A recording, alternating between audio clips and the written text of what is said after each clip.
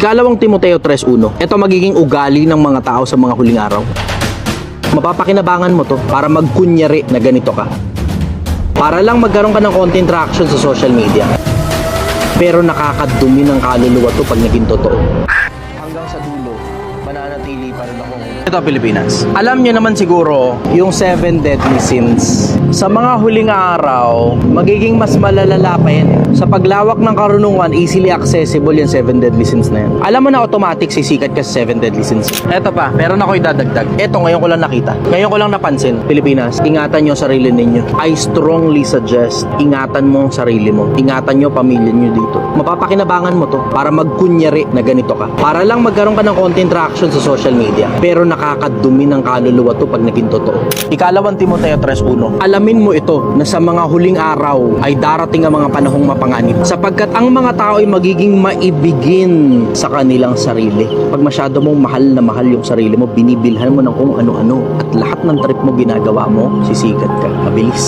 Pinapanood ng mga tao yung mga contents na lahat ng trip mo ginagawa mo. Kasi nga maibigin ka sa sarili. Maibigin sa salapi. Yung mga taong flash ng pera, pinapanood ng mga tao yung mga taong flash ng pera. Ako rin napapansin ko eh. Yung mga hindi ko fina-flash yung pera, pero pinapakita ko sa mga tao kung magkano yung kinita. Hindi yun parang flashy, pero para ma-inspire ka. Ako personal, ganun ang dahilan ko. Yung iba kasi ang dahilan nila para magyabang. Itinatago nila yun under the cloak na gusto daw nilang mang-inspire. Pero totoo, nilayabangan nila mga tao. Sapagkat ang mga tao ay magiging maibigin sa kanilang sarili. Maibigin sa salapi. Salapi na lang importante. Hindi na importante kung tama ka o mali. Hindi na rin importante kung masaya ka o hindi. Ang importante, marami kang salapi. Mayayabang. Pag mayabang ka, panunuurin ka ng mga tao. Tingnan mo yung pagkakadugtong-dugtong So pag maibigin ka sa sarili mo, maibigin ka sa salapi, mayabang ka, sisikat ka. At maraming influencer ang ganyan. Ang dami nila, ang bilis sumikat ng mga ganun.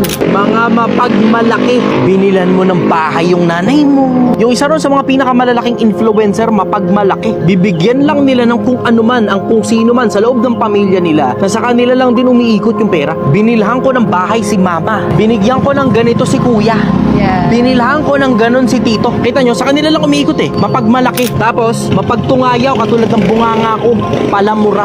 Pansin nyo, ako rin hindi ko napapansin to eh. Itong talata na to sa mahabang panahon. Pero yung mga katulad ng bunganga ko, busalsal ang bunganga, ang bilis sumikat sa internet. Masuwayin sa mga magulang. Alam mong may itinuro sa'yo mga magulang mo, yung values. Pero pag sinusuway mo yung mga itinuro sa'yo ng magulang mo, pumapalag ka sa magulang mo, puta sisikat ka biglaan. Mga walang kabanalan. Pag nagpa-practice ka ng kabanalan, nakakadiri ang itsura mo sa mundo. Pero pag wala kang kabanalan, ang bilis mong sumikat. Mga walang katutubong pag-ibig. Ang katutubong pag-ibig, lalo na sa babae, isa lang. Kung ano yung mga natutunan mo nung mga panahong bata ka, mga walang paglulubag. Nakita nyo yung mga road rage? Hindi naglulubag yun eh. Hindi bumababa emosyon. Biglang pagtutok sa'yo ng camera, wala kang paglulubag, galit sa galit ka, tutok ka kagad sa social media. Parang ako, nung nagsisimula ako sa social media, ang tingin ng tao dun walang paglulubag. Pero totoo, kinukuha ko atensyon ng mga tao eh. Mga palabintangin. Pag binabanatan mo kung sino man, pag nagbibintang ka sa kung sino man,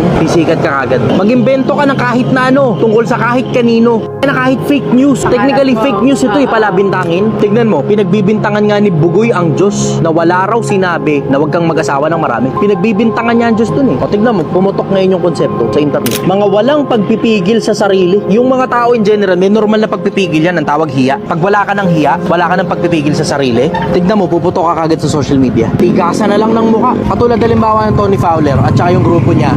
Normal, magpipigil ka para ipakita mo sa social media kahit naka-blur. Pero sa kanila, pinapakita nila, naka-blur. Kaya lang bino-blur, hindi naman talaga dahil sa nahihiya sila sa mga tao eh. Kaya bino-blur, diretso, kasi social media, hindi papayagan. And I may be wrong, maaring mali ako. Pero kayo na lang magsabi. Eh sila nga, nagpapakitaan sa mga sarili nila eh. Walang pagpipigil na sa sarili yan eh. Mga mabangis.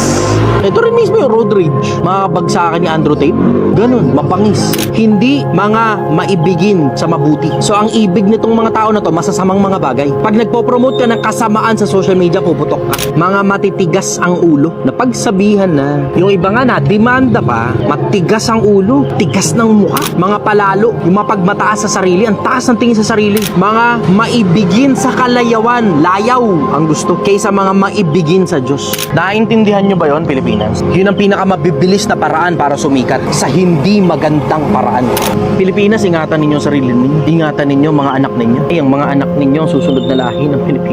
Pag yung mga yan nabulok dahil sa mga influencer na nakita ninyo yung listahan mismo na nasa ikalawang Timoteo 3:1 patuloy, delikado yung susunod na lahi nating mga Pilipino. Delikado tayo. Magandang gabi sa'yo, Pilipinas. Mahal na mahal kita. Hanggang sa dulo, mananatili pa rin akong sumasagot ng mga tanong.